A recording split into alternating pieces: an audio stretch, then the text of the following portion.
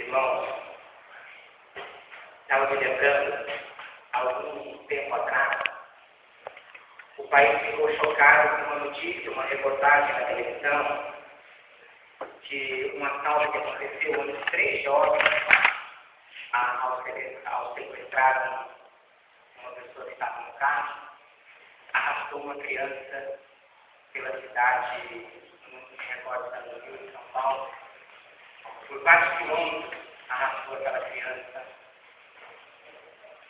por vários quilômetros.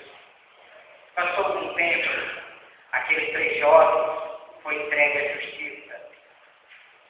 Aqueles 3 jovens foram entregues à justiça pelo pai de um daqueles jovens.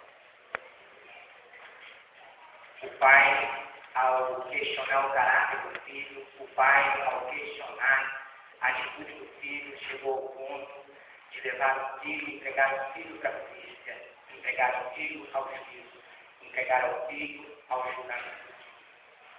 Agora vocês imaginem o coração daquele pai. Será que ele não estava sofrendo de entregar o próprio filho à justiça? Eu quero compartilhar com vocês sobre a corrupção moral do gênero humano. Nós estamos vivendo tempos como foram os tempos, nos tempos de Noé. A corrupção era tanta as coisas ruins que aconteciam, eram tantas dificuldades, que eu quero falar sobre isso essa noite com vocês. Quero pedir para que vocês, então, abram as escrituras no livro de Gênesis, capítulo 6. A degradação moral da raça humana. E nós podemos olhar esse tempo de hoje e tentar observar algumas coisas dos nossos dias. Gênesis capítulo 6, versículo 5 ao versículo 9.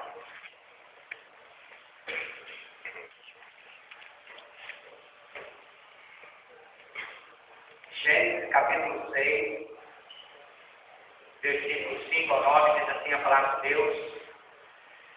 Viu o Senhor que a maldade do homem se havia multiplicado na terra e que era continuamente mal todo o desígnio do seu coração. Então se arrependeu o Senhor de ter feito o homem na terra, e isso lhe pesou no coração. Disse o Senhor: farei desaparecer da face da terra o homem que criei, o homem, o animal, os répteis e as aves dos céus, porque me arrependo de ter haver feito. Porém, então Noé achou graça diante do Senhor. Eis a história de Noé. Noé era um homem justo e íntegro entre os seus contemporâneos. Naquele tempo, então, Noé andava com Deus. Amados, o relato bíblico descrito aqui em Gênesis salienta a corrupção dos valores morais e dos valores dos homens naquele período pelo homem, tendo então como razão, sendo a causa e o motivo de por que Deus trouxe o dilúvio sobre a terra. Porque Deus não se agradava daquilo que ele estava assistindo, daquilo que ele estava assistindo. Então a degradação ética, a degradação dos valores morais, da corrupção moral, os valores morais que havia na sociedade na época, foi a razão pelo qual Deus permitiu que houvesse dilúvio. No versículo 5 fala aqui do Senhor que a maldade do homem se havia multiplicado na terra. O Senhor viu que havia muita maldade e que tempo a tempo se multiplicava cada vez mais. Concluímos então, meus amados, a importância de Deus dar, concluímos então a importância desse fato para Deus, de que Deus se importa com o caráter, Deus se importa com a moral do homem e Deus se importa então com o caráter do ser humano. E que o caráter do homem é, acima de tudo, uma fonte de preocupação divina, que Deus se preocupa com aquilo que nós somos, com aquilo que a gente faz. E eu quero trazer vocês a existência, as notícias que nós temos na televisão. Quero trazer vocês a esses dias, onde então nós podemos perceber tanta tragédia, O livro de Apocalipse também tem como base a ira de Deus para permitir que haja tanta destruição no meio da humanidade. O livro de Apocalipse também registra a ira de Deus sobre a corrupção do gênero, a corrupção que o homem precisa encontrar. Mas eu quero falar sobre o simbolismo da arca. O que significava a arca naquele tempo de Noé? Qual era o simbolismo da arca para aquele povo que estava correndo atrás do pão nosso de cada dia? Qual era o significado da arca para aqueles homens e para aquelas mulheres que se divertiam lá fora e que estavam observando que havia um homem que há 128 anos estava construindo uma arca? O que significava para eles aquilo lá? Se não for loucura, Noé, há 128 anos, construindo um meio, construindo uma arca, e para eles aquilo significava bandeira, aquilo para eles significava um povo que olhava aquilo, para o povo que estava preocupado com as coisas do mundo, para o povo que estava preocupado com o seu trabalho, com as festas, com a diversão. Qual era o símbolo que tinha aquilo que Noé estava construindo? Loucura.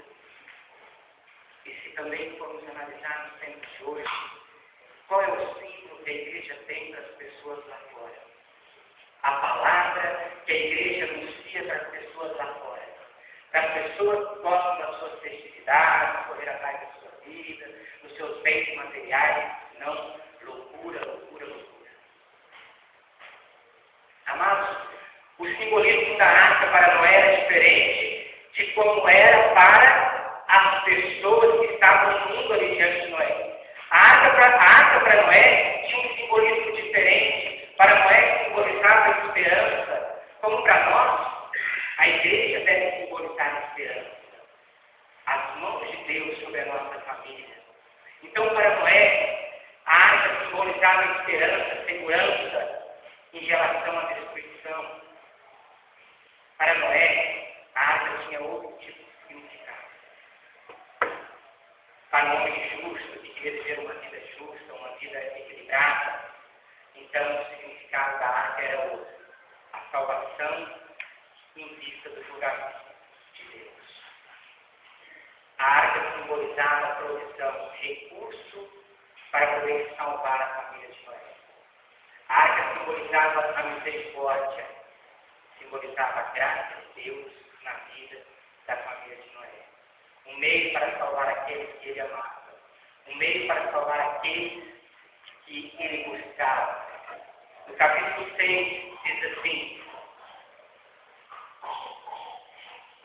Noé era um homem justo e íntegro, entre os seus contemporâneos, Noé andava com Deus. E a palavra de Deus nos ensina que há esperança para quem quer andar, há esperança para quem quer andar com Deus. Então a arca tinha um símbolo, era um símbolo diferente para o povo que estava no mundo e era um símbolo diferente para Noé. Para Noé simbolizava a esperança, para o povo era loucura. Meus amados, nos dias de hoje, Deus não abandona o justo. Deus olhou para a terra, nesse versículo 5, falou que estava fácil de ver toda aquela situação, mas ali no meio daquela abominação, no meio de toda aquela loucura, ele enxerga um homem justo. Ele enxerga Noé. Deus não abandona o homem justo. Em dias de corrupção, de degradação moral, em dias de prejuízo ético, da moral conturbada, Deus então enxerga o homem que é justo, o homem que é santo, como Deus enxergou Noé naquele tempo. Deus enxerga este homem no tempo de hoje.